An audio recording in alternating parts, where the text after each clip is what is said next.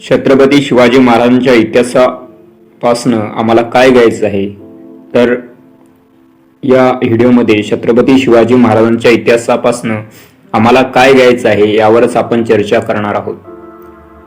तर छत्रपती शिवाजी महाराजांच्या इतिहासापासनं आम्हाला नेमकं काय घ्यायचं आहे, तर नंबर 1 स्वाभिमान. आपल्या ओळखीचं मूल निर्माण करा.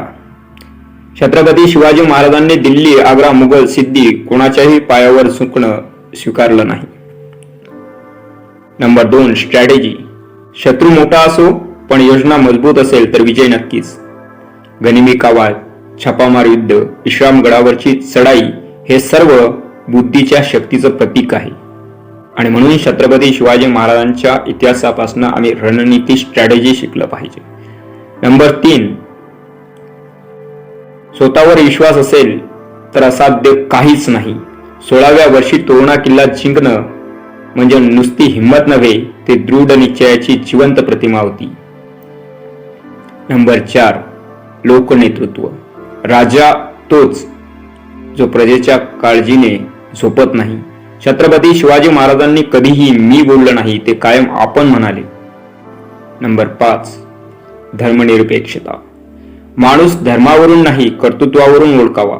छत्रपती शिवाजी महाराजांनी कधीच कोणत्याही धर्माचा अपमान केला नाही. अफजल खानाच्या मरणानंतर त्यांनी त्यांचा अंत्यविधी सन्मानाने केला. नंबर 6 आई वडिलांशी नातं कसं असावं.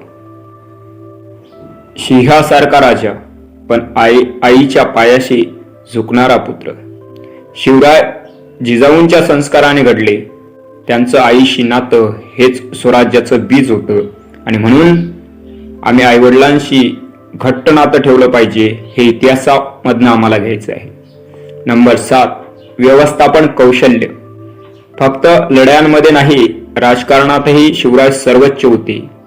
रायगडची राज्यसभा, अष्टप्रधान मंडळ, किल्ल्यांचं व्यवस्थापन, व्यापार सगळं अत्यंत सुशोभित आणि शिस्तबद्ध.